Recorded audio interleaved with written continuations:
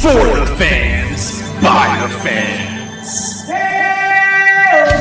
Welcome to the only Angels postgame show that keeps it real, win or lose. No filters, no fluff, just raw reactions right after the final out. The Golden Stamos is polished up and somebody's about to take it home. A clutch hit, a game-saving grab, or just straight up hustle. We see you. But if you played like trash, you're getting the dreaded Nacho Night Award. We saw the missed calls, we saw the blown saves, the clutch moments, and the disasters too. Your comments are front and center, and yeah, we read all of them. Wanna let loose? Call in and sound off live. No scripts, no suits, no spin. This is raw, this is real, this is where the fans take over. This is the Heady Postgame Show with Todd Fox. For the fans, by the fans. I'm a fox. My name's Todd. Hey, welcome into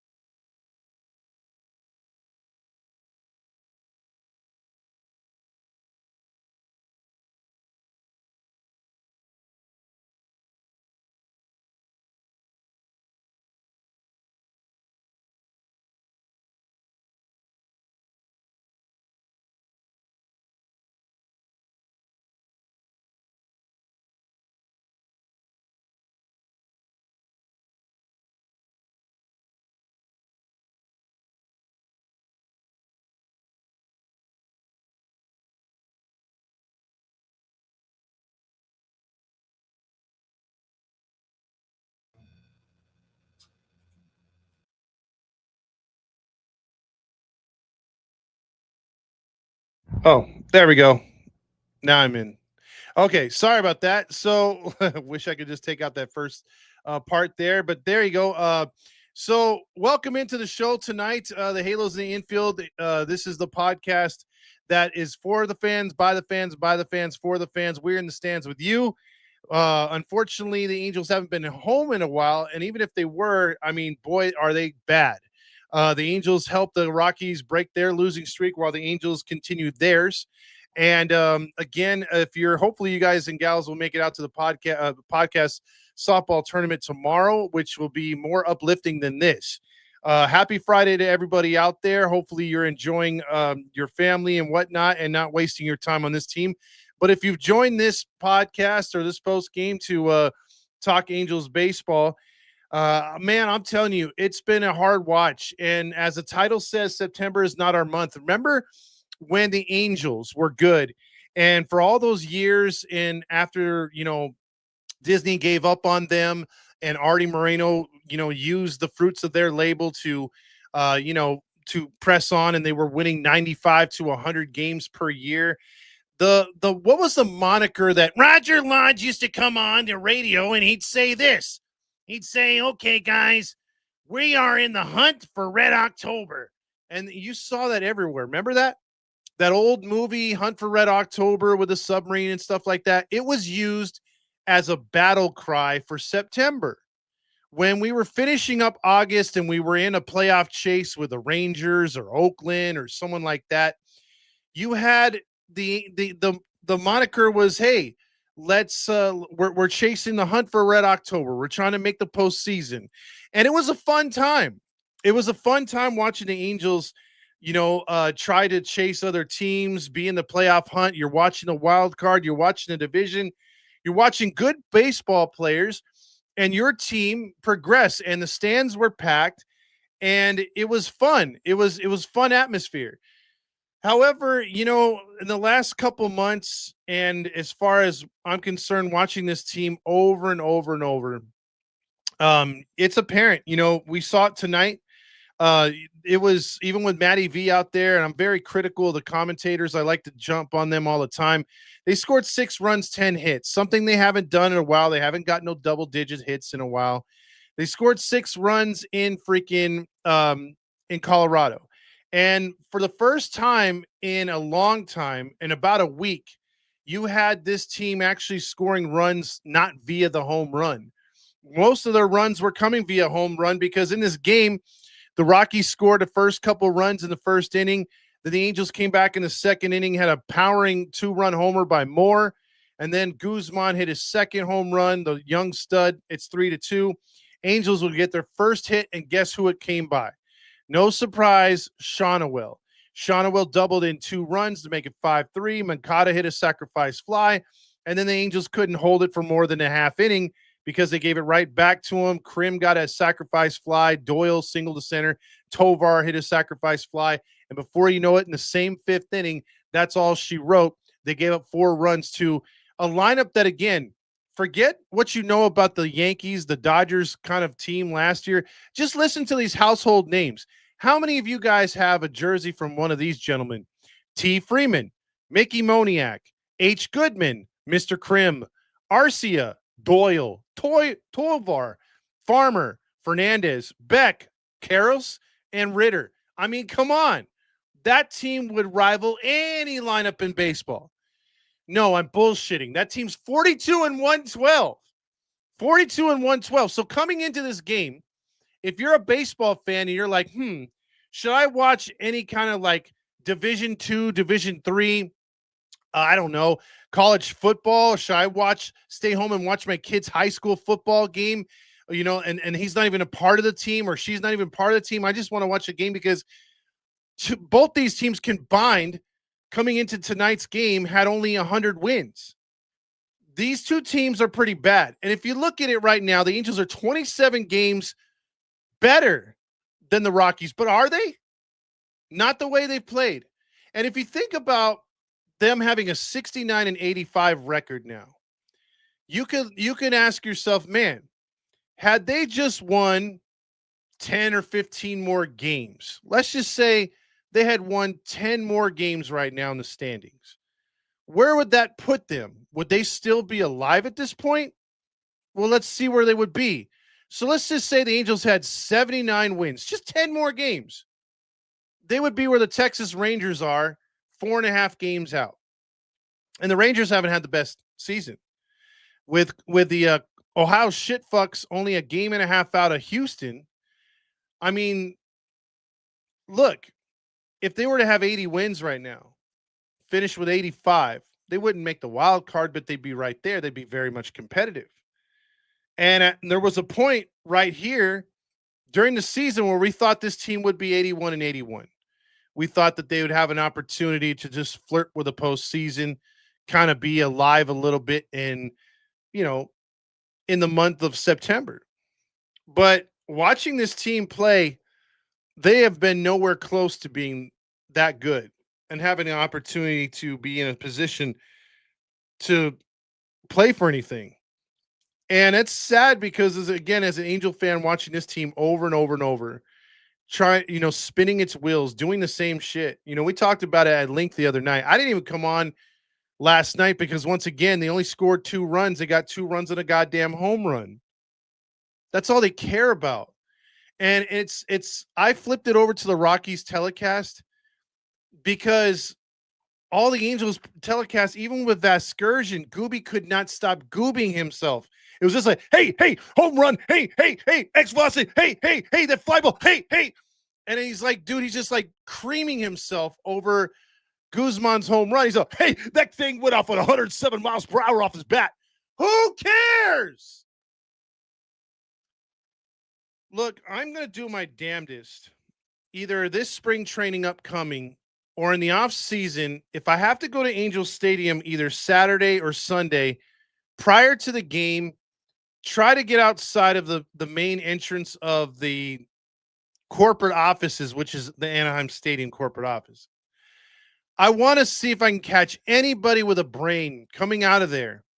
And I want to ask them poignant questions. Are we going to continue to just grind our nose in, or push our nose into the grindstone, keep doing the same stupid shit? Or are we going to have an opportunity to switch things up next year? Do you guys understand? Because I want you to do it right now. If you don't believe me, Google most strikeouts by a team in Major League Baseball history. Look at it. Look at it. It'll say the 2025 Angels. We are currently breaking the record each game that we play because we're going to hold that lead by over 150 strikeouts over the team that just beat us tonight. You cannot strike out that many times. 10 more fucking times. 10 more times. Again, you're going to... It is insane how bad this team is. And when I look over into the dugout of the Angels, and I look over there and I see guys holding tablets, guys with clipboards, what the fuck are you looking at? I would love to see. I mean, are they ordering Uber Eats for later? Are they playing Pokemon Go? Well, what are they looking at? Because nothing they're looking at is the same from what we're looking at as fans. Me and you can get on there, and we've talked. All you fans know where I sit at the stadium, and you come up to me and you say, man, what the hell's wrong with this team? You guys give your opinions to me, I give mine to you, and we kind of go back and forth, and we're diagnosing the team as they're losing on the field in front of us. And each one of you, I could say, you know what? I nominate that guy or that girl to be a better hitting coach, a better hitting instructor, or just a coach in general, to the ones we have sitting on the bench wearing the uniforms, getting the preferred parking.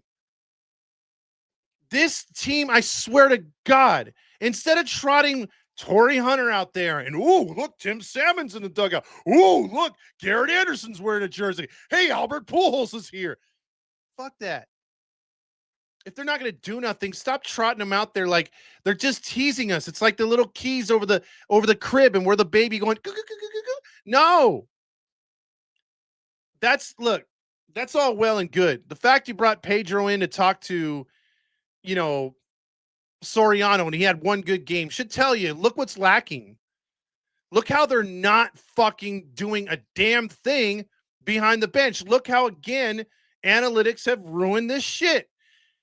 I don't understand how you can have, I don't care if they're paying him, but at some point people like to say, oh, Wayne Rendazzo, he tells it like it is. No, he doesn't. He still sugarcoats stuff. He just sugarcoats it less than Gooby. Gooby's just like, no, I'm Krispy Kreme donut sugarcoating. Like, you ever see those donuts on the conveyor belt at Krispy Kreme? And they're coming out and they're just bread, and they've gone through the grease and the oil and whatnot, and they're now fluffed up to be actual donuts. They're just waiting for that glaze. Gooby's that like that stream of goobiness sugar being poured on the donut. So the Angels donuts coming out of that conveyor belt are just raw, shitty strikeouts and just bad pitching. And then here comes Gooby with all that gloss, just glazing everything over like, hey, don't worry about it, guys. Come back tomorrow. Hey, come to cooler night next week. Hey. It's terrible. Then Wayne doesn't help it either, because he's like, hey, this guy hasn't hit a home run in a while. What are we talking about home runs? And then a guy strikeouts. Let's take a ride with Honda. Hey, wonder what Jack in the Box is serving up. Hey, let's go to that. You ever notice when they strike out 3 straight times in an inning and it just goes quiet and goes to commercial, goes, did. And then when it comes back, it's like, hey, check this out. 3 years ago, there's Mike Trout hitting 2 home runs in a game. That has nothing to do with the game that we're watching. That's just to build you back up again. Like, hey, stay tuned, guys and girls. There's better times ahead. No, there's not. It's sort of like when you're on a ship and you're trying to like scoop the water out because it's sinking. There's a huge ass leak and you're using your boot. You can only get so much water out of it. And the more times you scoop, it just seems like the more water is coming in the boat. That's what's happening. I'm throwing out all kinds of analogies tonight, but think about this, dude. I mean, this is terrible baseball. Terrible baseball. The coaching is god awful. The analytics are even worse. And I've said this before.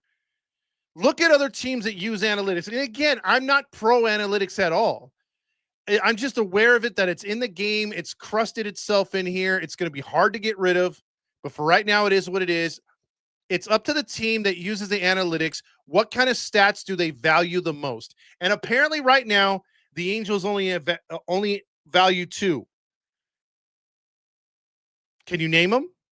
We say them every night. They say them every night. Launch angle and exit velocity.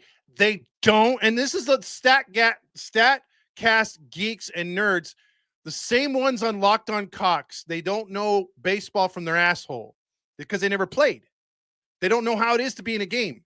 Those are the kind of nerds who are telling the real athletes, the ones who played, to play the game. It's insane. It's really insane. Because you can go back to the days of Sports Center and just go on YouTube and highlight, post highlight, search on YouTube the Major League Baseball 2017 before that. Look at the game then to now and tell me the difference. Again, players were looked down upon when they struck out as much times as they would now. Then now it's just like, oh, he struck out 4 times. Who cares? Doesn't matter. That's how we value it. Who gives a shit? Get your ass back in the lineup tomorrow. Swing for the fences again, my guy. My thing is this. You have to make contact in this game to succeed. But when you're striking out 14, 16, 18 times out of 27 outs, the fact that you can actually score 2 or 3 runs is amazing. And I'm not even asking for 5 to 6 runs, which I would love to have per game, but the average in Major League Baseball is 4.5. The Angels are averaging 2.2.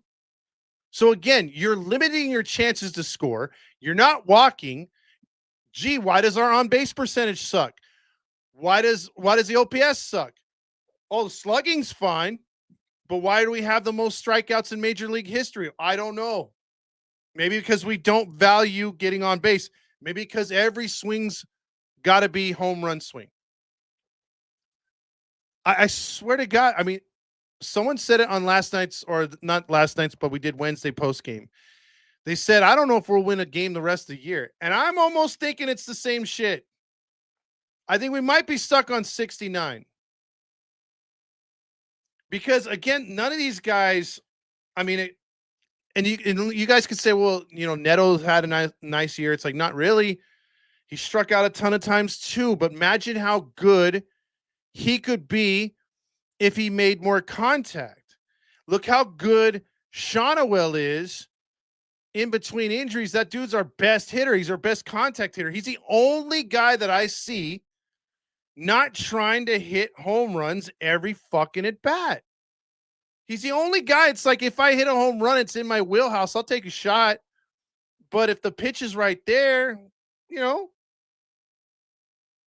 and next year, what are we going to do? Wait on opening day? Maybe Trout's going to hit a home run on opening day of 400. That's so pathetic, bro. It's so pathetic. I can't do with this team. It is tough. That's why I couldn't do a post game last night.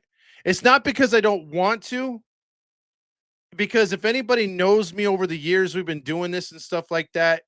It's been tough to do in general when the team gets to this slouching period in September. We have an opportunity during May, June, sometimes July, and this year was actually pretty prevalent. We were like, okay, we have a chance. And now that we've gotten into August, and then August has passed, but mid-August has started to just hit a free fall. And now it's continually getting worse and worse and worse. And like I said, I want to go down to the Angels Stadium and the office area and try to catch somebody with a big name coming out of there.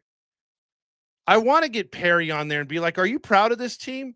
Is this really what you want? Is this really what you designed? Is this the course of a franchise picking up the pieces from last year's historic 99 game losing, year of 99 losses in a year? Is this really a rebuilding? I want to ask dumbass Roger Lodge, what happened to revive in 25? Remember your dumbass hairpiece toupee, or at least, bad hair color, dude. I mean, again, I don't have hair, so who am I to talk? But my God, bro, It's time to shave it. Anyway, that guy on opening day was just screaming, "Revive in 25. Oh, revive in 25. This team's different. I swear to you. Revive in 25. You can see it, right, Ron Washington? Like this team's got a healthy heart just like you." Famous last words. Oh, man. Is this team bad? And again, if this team was around 70, 74 wins at the end of the season, 75, you could say, okay, you can kind of chalk it up as at least they're kind of competitive. They're hanging in there. Blah, blah, blah, blah, blah. But you could see what a difference a few games in the standings can do. And you've seen plenty of games where this team has been in it and has lost because, again, they'll be trailing 3-2 because they hit 2 solo home runs, but they can't get anybody on and manufacture. And people say, this bullpen sucks. Yet the bullpen will give you 6 innings of shutout baseball. But we forget about that, and we just say the team in general sucks. Now, I'm with you, though. Starting pitching gets you a lot more victories. It really does. And have we been answered our prayers when we or our requests or our genie in the bottle rubbing of the lamp saying, please, oh, please, Artie, Mr. Genie in the bottle, please get us a starting pitcher. We don't get one. We never get one. It's like we're like that kid by the Christmas tree. It's like, yeah, I know I'm going to get that Super Nintendo, that PlayStation every time a new system comes out. And they're always over every time on Christmas looking under the tree. They get the fire truck, they get the football, they get the stuffed animal, but there's no game system. And maybe their parents can't afford the game system, but they don't feel it's right for you. And I feel that's where Artie is. Artie can afford that game system. He could buy us that PS5, but you know what? His bitch ass doesn't want to. His bitch ass is like, why am I going to spend to help the family, to help the team, to help the fans, the ones that support me, when I know I can still get their money regardless? That's just more money in my pocket. Now, what does an 80-year-old need with that much fucking money? Don't you want to be like the Detroit Tigers owner from like 10 to 15 years? I would say 10 years ago when they had a young Verlander and a young Miguel Cabrera, and he desperately tried to build that World Series team before he died. He was like 95 years old, and he was trying really hard. For like 5 or 6 years, he was putting that shit together. He got Dave Dombrowski. He was building a really good dynasty, but Detroit fell short a couple years in the postseason, and that World Series, it fell short, I think, to the Cardinals. But he tried really hard to win for not, and you know what? Who cares if it was for himself, for his legacy, right? He wanted to bring a World Series to Detroit, and guess what? In the same sentence, it was going to bring something to his family and his legacy. That's what he wanted.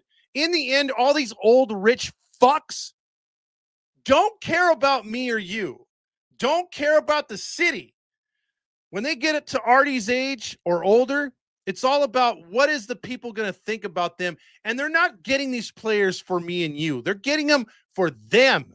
They're their chess pieces. They're their pawns.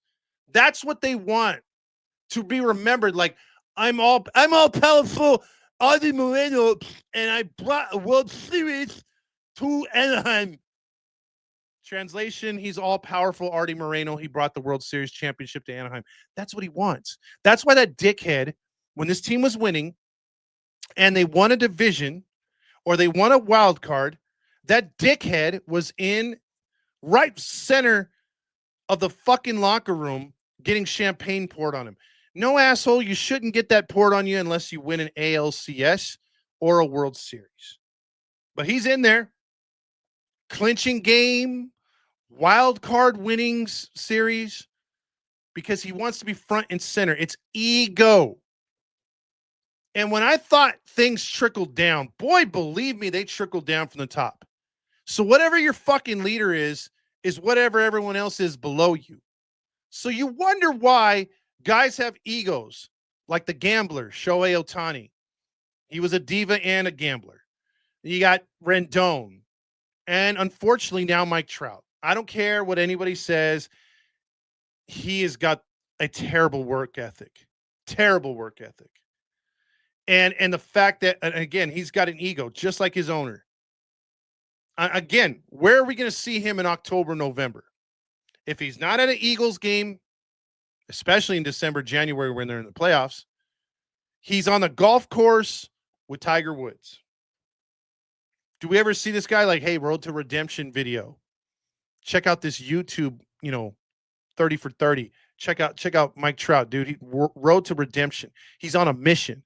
He's over there, doing the straps and pushing the big ass tires, lifting weights, hitting golf balls in the freaking pitching machine to brighten his eyes so he can catch up to those fastballs. Say, oh shit, dude, he looks locked in for this year. No, we don't get none of that. Have we ever seen an off season with Mike Trout doing anything like that? But we've seen guys like Joe Adele. And I can tell you right now, Joe Adele, to me, has more heart than a guy like Mike Trout. And I thought I would never, ever say that. But you can see him, Joe Adele, working out the last 2 seasons. In the offseason, clear offseason. The dates are right there. The receipts are right there. He's working out. He's pumping up. He's getting jacked. He's swinging the ball. He's working on his outfield. And it paid off this year. Look how good he is this year. You don't see that from Mike Nelson Trout. Just smiling away, striking out. It's all good. I got 2 babies at home. Got a pretty wife. Gonna go catch the Eagles. Hey guys, my best friend is Tiger Woods. Isn't that some shit? That's what you want to pass on to the fucking other players? We once played with a guy who was best friends with Tiger Woods. Can you believe that? I think when it's all said and done, if he doesn't turn his shit around next year, we're looking at 2 different Mike Trouts. 2 different Mike Trouts. The old back to pool holes, gamer Mike Trout, taking the extra base, hitting those home runs, getting the doubles, getting some clutch hits here and there. And then we're just going to go to Mike Trout. How long is he playing this year? Over, under. Can't play the outfield no more. Doesn't give a shit about striking out. I'm sorry, dude. I'm sorry. But until he changes the way he is, I've soured on him big time. To think about this, we had Shohei Ohtani, we had Anthony Rendon coming off an MVP season, and we had Mike Trout. If you were to go in the Wayback Machine and say, okay, we got all those 3 guys at the same time, this team's probably perennial playoffs. Nope. It's a collection of everything. It's those players' attitudes. It's the coaching. It's the fact we never signed free agents to help accompany these players. It's the fact that we had the 99-cent store medical staff who didn't take care of these guys. I mean, the stories I've heard about our training staff is ridiculous. And I'm not shaming another country, but just think of it like this. Think of it like this before I say it, before any of you guys go, oh, that's kind of racist. Think about this. The U.S. is supposed to have the best training staff, right? They're supposed to have the best doctors. These teams are supposed to be funded really well, but they're not. So you can go to Team Mexico or any of their divisions of baseball, hell, even Team Australia, or you could even go to Team Korea, Japan, the Japan League, and probably get better diets and training and just daily regimens from those teams than us, which is sad. That should not be a thing. The Angels should not be dead last to any country, to any other foreign league. The MLB is the best of the best, yet you're allowed to cheapen your franchise. That's the problem with baseball. It's a serious problem. Everybody should be on an even playing field when it comes to doctors, medical staff, the whole thing. We're not even financially. But the Angels are LA market. But they don't play like it. They don't represent like it. They don't represent shit. I mean, you could have had the best of the best with those 3 all-stars. You add some pitching. You add some depth. You add some bench. holy shit, this team should be playoffs if those players play up to their capability. But no, Otani's always hurt, blister. Oh, I can only pitch every 6 days. Oh, where? Sandoval, you take a seat. Where? Canning, I can't pitch in day games. You bump yourself up. Where? How's it working for the Dodgers as far as a pitcher? Oh, he's still hitting 50 home runs. I'm not taking away from his hitting, but he's an asshole diva. I heard stories from inside the Angel organization. I've heard stories about their medical staff fucking up players' regimens, bad diets, everything. I've heard stories about Rendon, Trout, because I used to watch, like when I would watch NFL, what they always do is a franchise will hire a disciplinarian, like a Bill Parcells. And Parcells will just have the team grinding, and the message gets through. The team is really, disciplined. They freaking, they're always like, hey, we got to keep these guys in check. Everyone's held to a high standard. There's rules, regulations, penalties, right? And then when all of a sudden a few seasons go by and the players kind of, because they turn into divas, they get older, the message isn't there no more. They start to slack off, and then all of a sudden the organization starts to panic and says, oh man, we need a players coach. We need to flip the script. And so they'll hire a Pete Carroll who's rah, shake your hands. Hey, you guys want to stay out late? You guys earned it. You had a good practice, right? We don't get either, dude. We don't get a rah manager. And the last disciplinarian was our best manager of all fucking time. Mike Scioscia lasted so long because he had the respect. He was a former player. He played with all-stars. He played with Hall of Famers. He knew how to do things. He said, I'm going to do it my way, and that's it. He was involved in everything. He was involved in player transactions, sending up, sending down, calling up, everything. Drafting. Mike would be like, hey, to the GM that was at the time, whether it was Stoneman, Regans, DePoto, Epler, they would sit down in the war room, get players that fit Scioscia's system. Now, again, I brought this up last night. I'm not going to spend too much time on it, but here's the thing. We've drafted a lot of speed. We got a lot of speed in our organization. Look at the guys we got. None of these guys are big and bad and buff. They are all skinny. Trust me, I stood right next to freaking Ohapi. That dude's skinny as a rail. They just need to be more contact driven. Stop with a home run shit.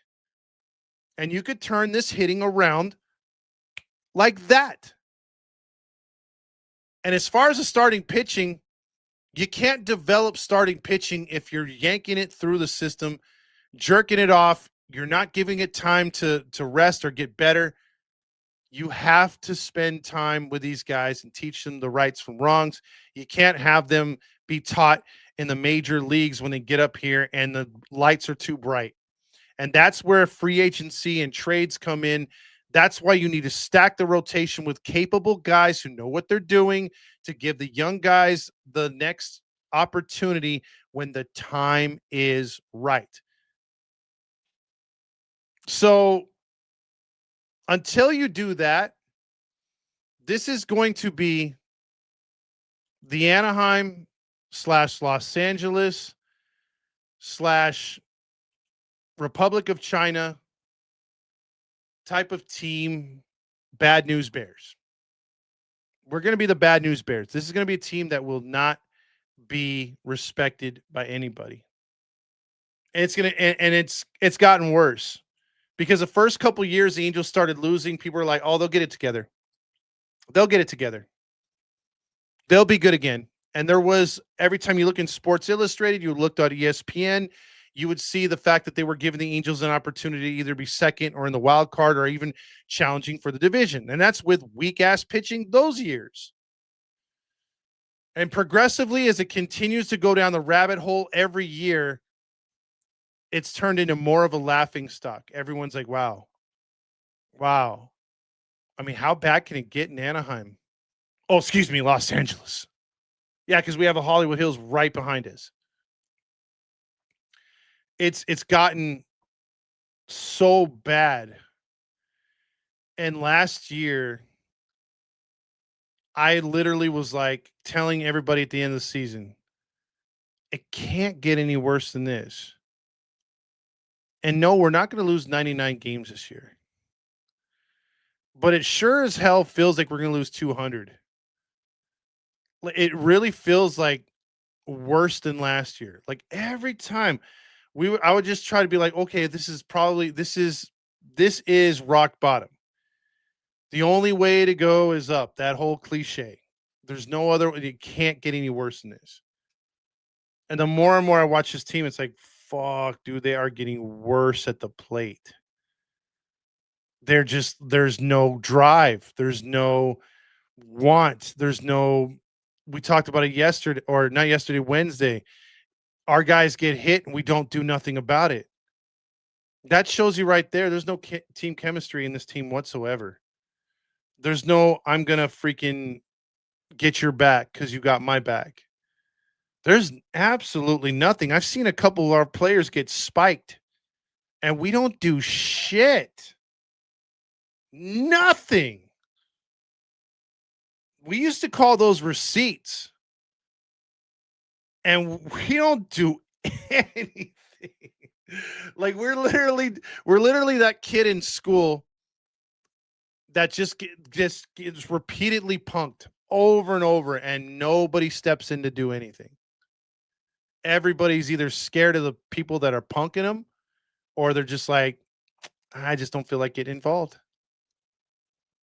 That's what it feels like. It's a shit culture. It is a terrible, terrible. I mean, I wish these guys would open up and talk, but they want jobs like your Manny Ramirez, you know, Pedro Martinez, the guys who visited Angels camp, Albert Pujols. Like I'd like to pick Torrey Hunter's brain because the other day he had a interview with Erica Weston and he was like, "Well, I'm a lifer. I'm a baseball lifer. I want to be a coach. It's just up to my wife if she'll let me." And he was very honest. And that's why I've always loved about that dude. But I can't sit here and tell you that he would be the end all be all in this solution because you need a complete overhaul of everybody. You think John Carpino and what's the other guy? It's Carpino and I can't even think of the other guy's name. It's Carpino. Oh, Dennis Cool. And those guys, they got to start with it too. They're in control of all this shit. They're the right hand man. They're the two stooges to Artie Moreno. So they know what's going on. They've got to help change this squad. Otherwise, if you don't get the right people in there, I mean, again, some people are telling me they're scared that this franchise might be going somewhere in the next couple years. Like they might be on their way out of Anaheim. Not true. You're paying $1 for the goddamn rent. And you look at, who's going to get out of a contract of paying just $1 to the city. The city's trying to fight that as we speak. But you're signed into that lease till 2032. Artie Moreno's 79 years old or some stupid shit like that. So he's pretty up there. 6 years from now at 85, he's still gonna be chasing his legacy. The best thing for him to do is to hunker down and try to say, okay, how do I win these fans over? And I said it before and I'll say it again. Give back to the communities. Do charities for the kids. For before the season starts, give away family 4-packs to less underprivileged kids and their families.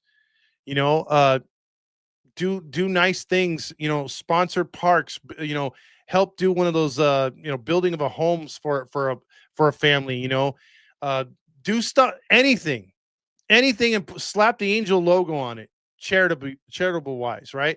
Beach cleanups, anything,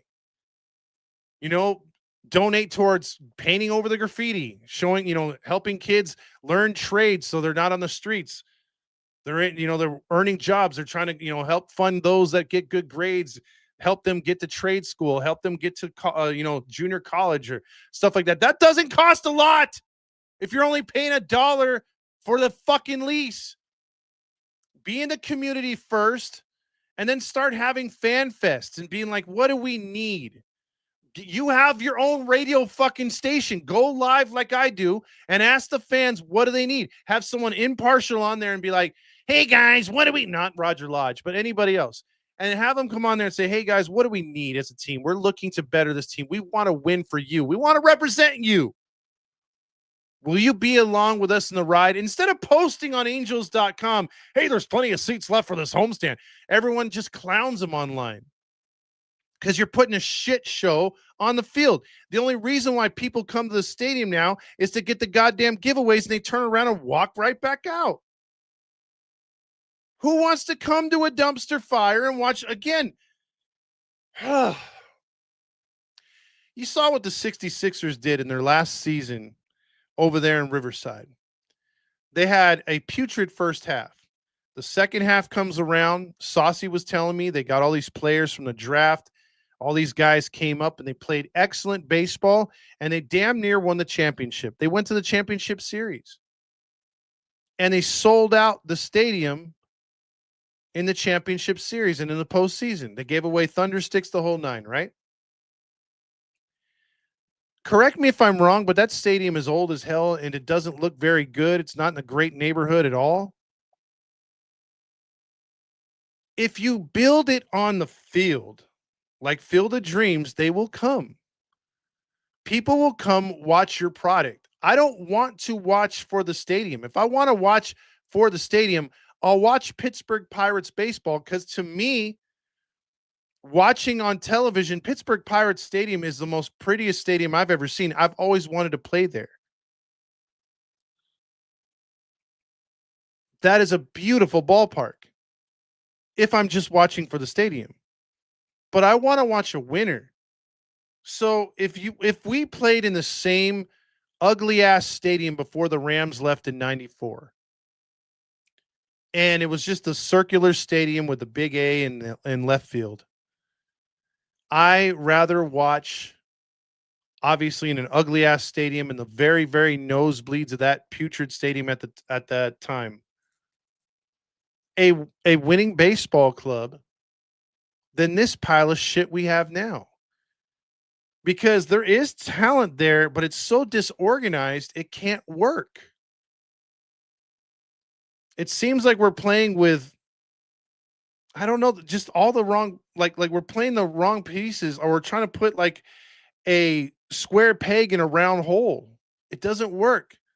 You're asking a lot of guys who should be hitting for contact, working walks, to hit home runs. And you're not penalizing them for striking out. You're not penalizing them for lazy play. Renifo and others. You're not penalizing guys for not sticking up for their teammates. You just let them do whatever the hell they want to do. I, for one, just want to see change. And I think there can be change with this franchise, but it's going to take time. And unfortunately, we wasted a decade. And you got to have everybody commit. Else it's going to be continuous baseball like this. That it's just going to be continual. And are you going to be satisfied? And then how long are you going to wait? There's fans on here that have been watching baseball and Angels baseball since their childhood, like myself, and have had the opportunities to watch other baseball teams, to have other opportunities to jump ship. When we've had people move to Japan that are fans, move out of state, everywhere. And they still feel like, damn, I love the Angels. I watch them on my phone. I watch them on the internet. I watch them. I got the MLB package just to keep up with the team, because it's your team. You know, this is a team that you grew up with. This is a team that you had fun watching as a kid. To see where it's at right now is just deplorable. I hate it. I hate it. It is truly depressing because, again, and I brought this up for all those that are listening for the first time. Walking out of Angel Stadium when they win, walking down the ramp or out into the parking lot past the good smelling hot dogs, because God knows the Hoffy hot dogs on the inside are basically rubber. But those beautiful hot dogs that are made by those vendors who come out there who fuck Artie over, which I love even more. I just don't love that they charge us $12 for a hot dog. But and you got to talk them down too. A friend of mine's like, "Hey man, wait about 15 minutes after the game's over and then be like, 'Hey, 2 for 10?'" And they'll look at you like you're crazy, and then you walk away and then you ask another one, 2 for 10? And then that person kind of gives you the look, and then the first one's like, "Okay, 2 for 10." I'm like, "Fuck yeah. I get 2 hot dogs for the price of 1." But that's how you do it. Anyway, but their hot dogs are good. The point being is when you walk out of the stadium, you have an overwhelming feeling of, hell yeah, we did it. Even though you didn't play on the field. But you feel a connection and you're like, yes, we won. And when they were really good, you go back to school the next day, you go back to work the next day, you go on your phone, on your social media, and you're like, fuck yeah, throw the W up, throw this, however you celebrate a W on your social media or whatever, you put that on there. We do the Stukas on here and everything else like that. And we have a good time. We love it.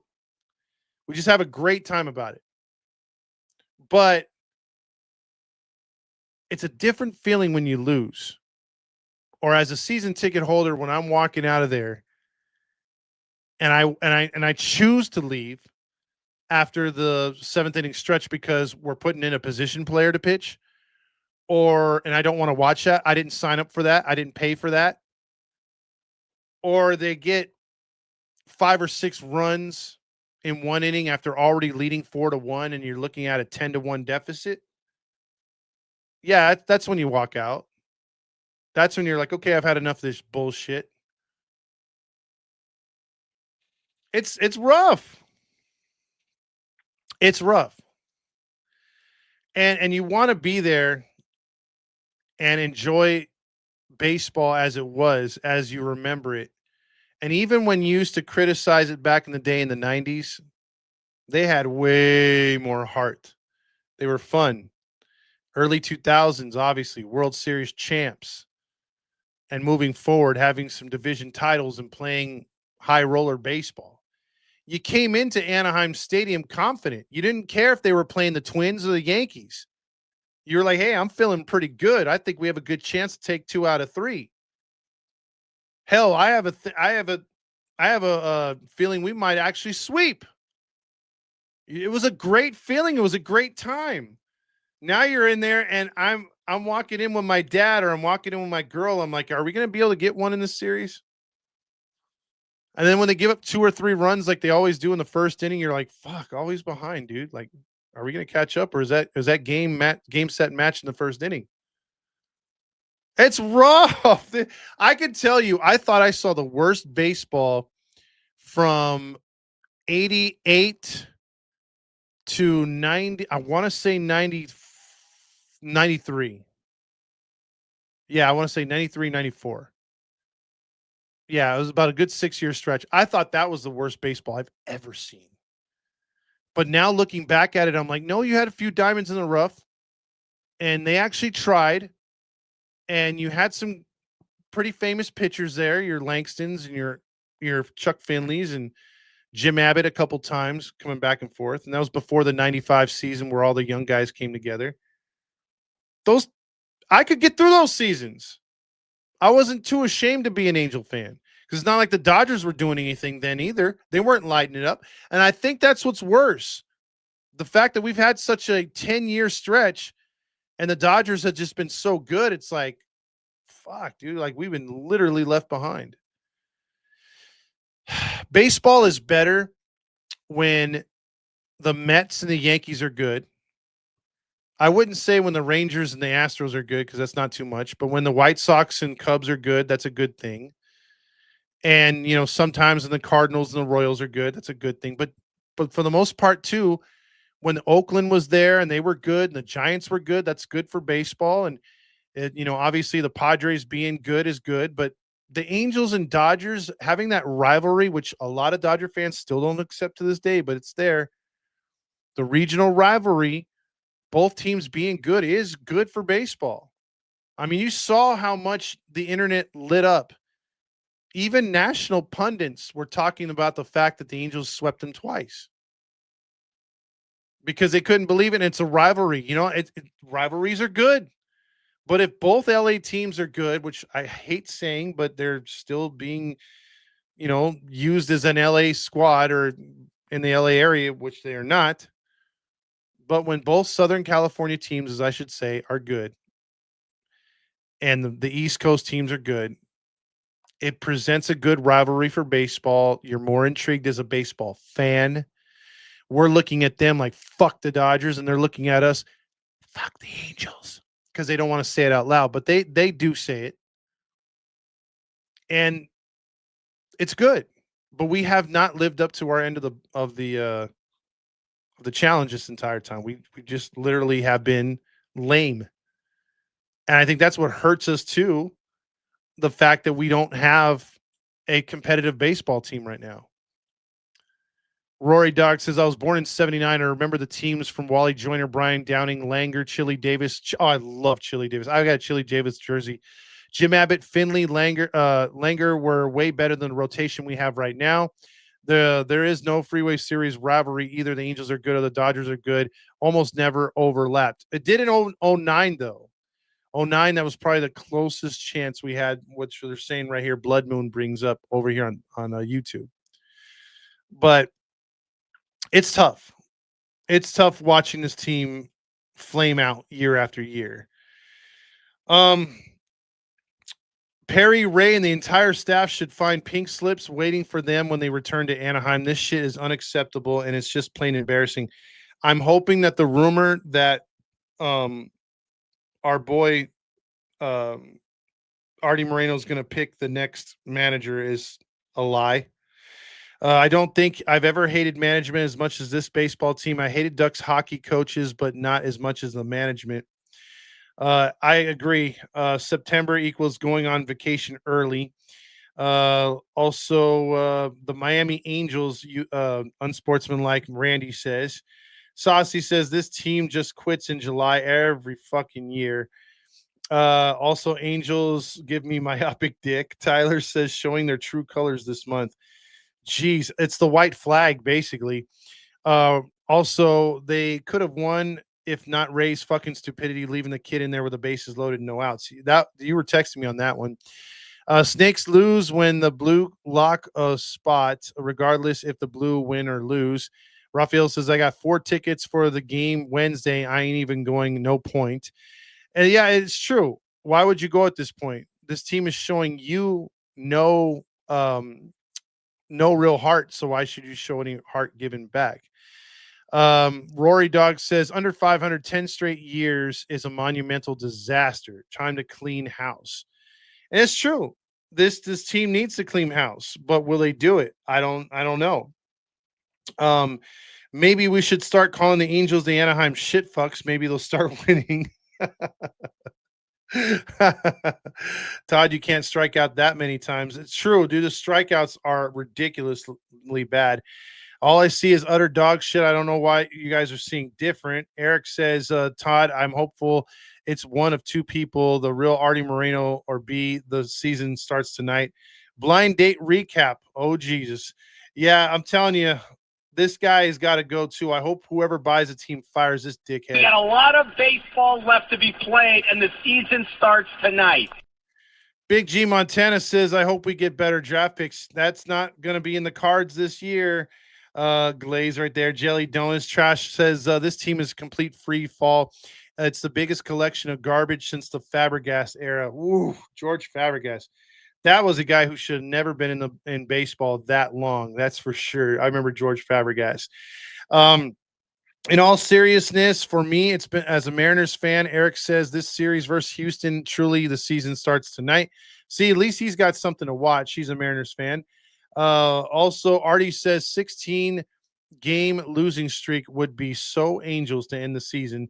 Trash Halo says, don't think Trout has another homer in his at bat, just mentally deficiently, really poor choices at the plate, check swings on pitches right down the middle. Yep. Tony C says, Todd, I don't know how you can take so many strikes down the middle. As we all know, the Dodgers series, we went downhill after that one. This team has no heart. Ray Montgomery is out of here. Bring in Hunter. Pitiful James Malou says, still going to troll that clown Roger. Yes, next Friday, we're going to clown him. We eat dicks in 26. All I know is that we can't wait till Tia Rendon comes back next year. She's going to be back. Tony C. says share and the like button, or smash the like button, share. They lost to the Cards and Giants in 2 different World Series. Yeah, that was the Tigers.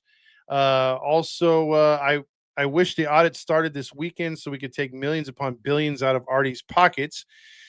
We got to be patient on that one. Artie Sucks says, Todd is the man, the true voice of the Angels. I appreciate that. And you guys could send it out to and help this show grow by sharing and liking and subscribing and all that crap. Todd cares. Artie could care less. That is true. I don't think he cares or even talks as much as I do about this team in this way. Rory also says over there on Instagram, wouldn't it be nice to watch meaningful games in September, or dare I say it, October? That was the goal, my man. That was the goal. We were trying to watch real baseball in August and September. However, this team underperforms yet again. Randy says it was his way. You didn't like it. You weren't here. Also keep redefining what is it? Rock bottom. Mike Trout says, I still love Rendon for breaking Kershaw in 2019. Andrew says, you need to tell us stories about that dipshit Johnny Washington and Tim Laker.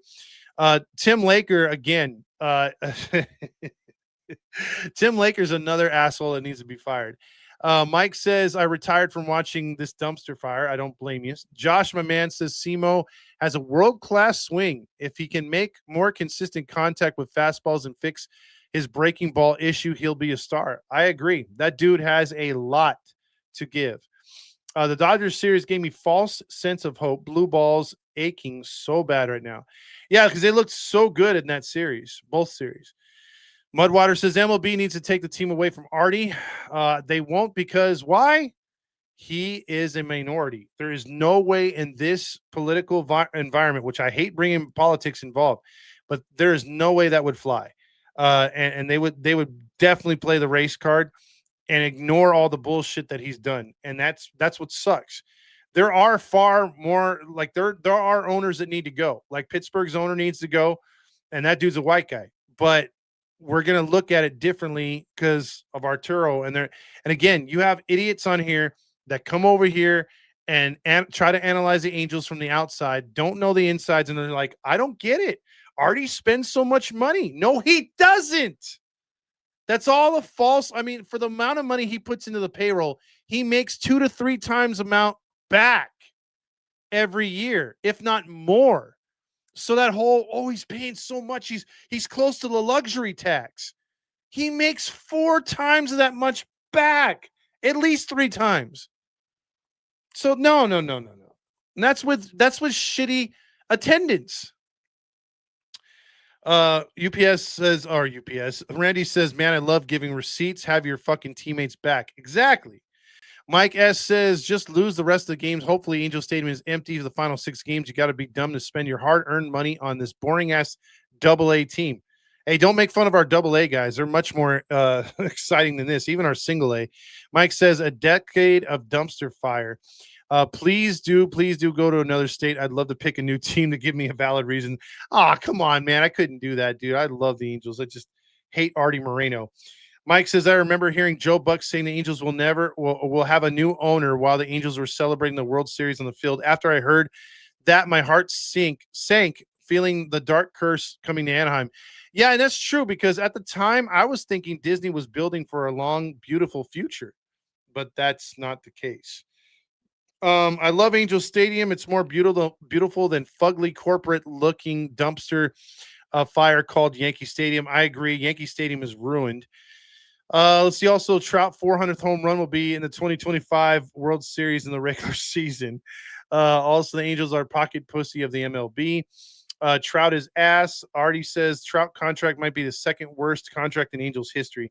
Dude, we might have the first, second, and third worst contracts ever in baseball. Isn't that crazy? A lot more fun than this fucking garbage in the 90s was a tough decade. Yeah, you had to deal with the Yankees perennially winning every year. I'm sick and tired of this team losing, Skull Kid says. Mike says, us Angel fans are loyal even if this team is horrible for the last 10 years. That's what's sad about it because he's losing a lot of us too. Don't let's see. Don't hope too hard for Mike Sosha. Thank you, Artie, right there. Also, Artie is Artie selling the team. Not that we know of right now. No explanation needed. Those teams were leaps and bounds better than these. You know what's on the field today? I will forever call them Anaheim. Josh says, if Guzman puts on some weight and cuts down on his swing and miss, he can be a legit guy. And unfortunately, Josh, everybody on this squad can be so much better if they were just to try to make some contact. Let's see. Also, Gary DiSarcina. I know I butchered his last name, but my bad. He was a good player. He was. Denzer Guzman could hit 20 to 30 next year. I would love for him to hit 270 though. After Rada, there's no hitters in the pipeline. Perry better fix it quick, or everything prospect has to hit. Also, football team won last night. We scored 30 points in the first quarter. There you go, my man. He went from a bad season to a good season. Does Denzer Guzman know how to play third base? I think he does. And yes, we still have Chris Taylor on the roster. Josh says we have a lot of pitching talent. Hopefully our pitching lab actually works, but it's probably just Enright with a computer. I chose to watch Kershaw tonight over the Angels tonight. Don't hate me in the chat. That's fine. I mean, again, you're watching one of the best regular season pitchers of all time. Best choker in the postseason of all time. Let's see, juice them all up and let's see what happens. Marty Mars says over there. Also, just look at the difference in the quality of the amount of giveaways from the Dodgers to the Angels. The Trout bobblehead has no legs just to save a few pennies. Rory says the Angels World Series run was a combo of an inherited team, luck, and most incredible fan support I've ever seen. Special time. And a lot of guys having career years. Can't forget about that. Ohapi was never considered a big power hitter as a prospect. His hit tool was rated just highly as his power. And that's the thing. Why aren't we using him the way he should be used? Skull Kid says White Sox owner is going to leave too. Our DSL team is at the top. The 66ers made the championship and the complex league guys won it all. Maybe the real young core is 17 years old. Maybe. Hoping the Brewers go all the way. Randy says, is Perry going to pick a bunch of more pitchers this year? Or maybe. Also, Tani hit 52, 5-2 blue bets, follow up with a home run. Also, Mateo saying, oh no, we suck again. Mike says, my brother just goes to the 3 or 4 bobbleheads and leaves. I don't blame him at this point. I don't blame him at this point. Marty also says it can't hurt at this point. Out of options. Juice them up, baby. And if that's the case, what happens? Who knows, man? Maybe they'll stay out of being, what's it called? Suspended. They'll stay away from getting suspended somehow. I think we'll wrap it up there. I went into another long rant tonight. It's kind of hard, like I said, to go over these numbers. Do you want me to sit here in September and tell you, okay, the Angels had 6 runs on 10 hits. They had 10 strikeouts, only 1 walk against the Colorado Rockies. We're not playing the New York Yankees. Again, we average 12 to 14 strikeouts now per game. 10 hits is kind of like a season high this entire time. So 10 strikeouts out of 34 total at bats. Okay. Pluses for this game, home run by Moore, home run by Guzman, a double by Shonawell.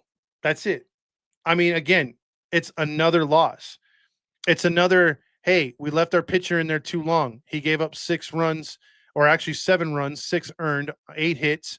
Should have took him out like our boy Eric Ward said. Look what the bullpen did. Inning in, 3 2/3, scoreless, only allowing 2 hits. So, I mean, it's the same game plan. They don't change. At least with some teams that have analytics and use them to their team's advantage, they can mix it up and things change. We go with the same game plan every night. We don't utilize the really good speed on this team at all. So everybody enjoy your Friday. Again, for those going out to the softball game, I will see you there tomorrow in Laguna. Can't wait to play, and hopefully we beat the Dodger podcast. We beat the other Angel podcasts. There's 4 podcasts in general, so our team's going to show up, baby. Halos in the infield.